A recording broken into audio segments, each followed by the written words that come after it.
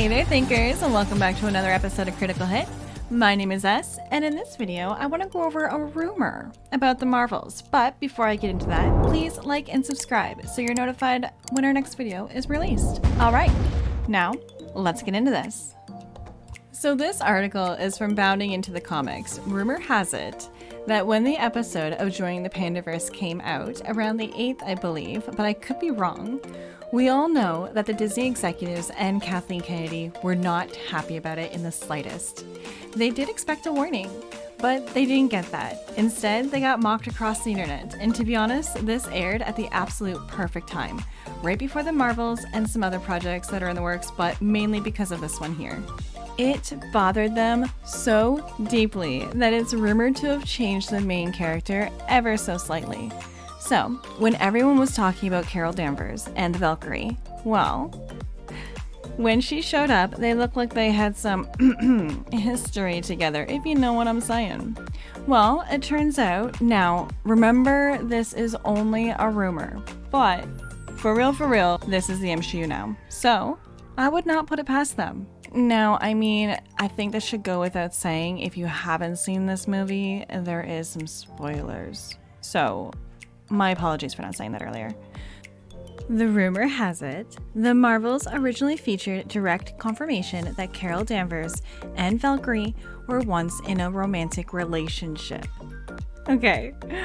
In a film already packed to the brim with odd script choices and narrative misfires, Valkyrie's cameo in the Marvels may have been one of the most surprising. Taking place just after the opening set piece of the film's second act.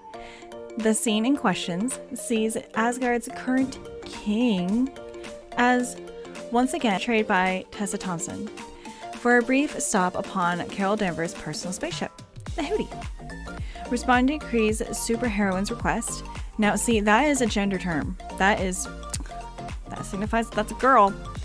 For assistance in relocating a handful of Skrulls, whose temporary homeworld has recently been destroyed by Darbean. Valkyrie beams onto the Hootie in order to personally receive and shepherd said refugees to shelter in her new domain of New Asgard. Upon arriving on ship, Valkyrie is embraced by Captain Marvel, prompting the Asgardian leader to ask the Kree-infused warrior, "Is everything okay?" However, rather than offer any verbal reply, Captain Marvel instead longingly holds Valkyrie in her arms for a brief few seconds before composing herself and thanking her ally for help.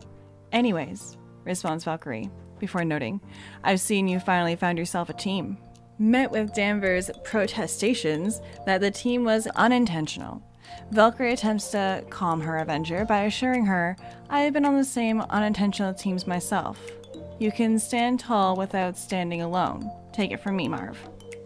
Informed that the Skrulls are finally ready to travel, Valkyrie then proceeds to close out her time in the Marvels by planting a kiss on Captain Marvel's cheek and wishing her, "May our next meeting be joyful," before flashing back to Earth on the Rainbow Bridge.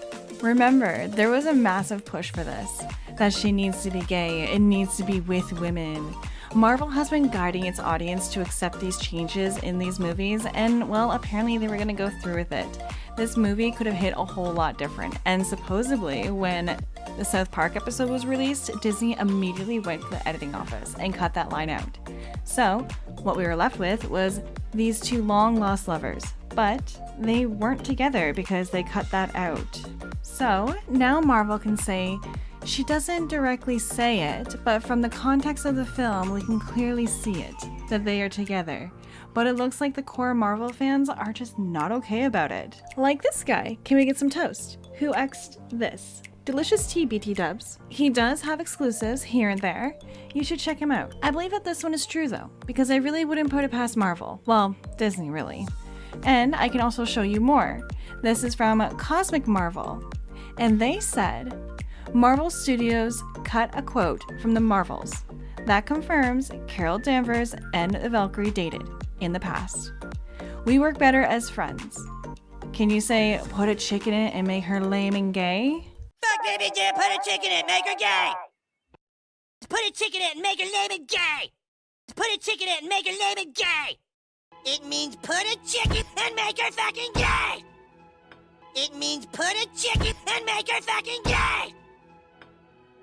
And I want it lame! Put a chicken in it and make her lame and gay! 100%. When that South Park episode dropped, Disney went beep boop bop and got on the phone with Marvel and said scrap that one part. Because we all know they couldn't afford this movie bombing more than it already has. This movie was supposed to be pandered towards women, and even women didn't want to go see the rejected hero storyline. The public has already rejected her, and they keep forcing her on us. Oh boy, do you think that South Park actually helped damage this movie in the box office? I wonder. I think South Park has actually made more waves in this movie industry than people realize. You know, shit on it all you like, South Park is a very influential show. They could really influence pop culture if they do it correctly. I think they nailed it right on the head with this episode. Now, there is another juicy rumor, but I'll leave that for the next video. Let me know down in the comments if you think the Marvels should have just left that one line in. And on that note, if you made it this far, drop a like and subscribe, and hit that notification bell so you know when our next video is out. Well, as always, I'll see you in the next video. Toodles!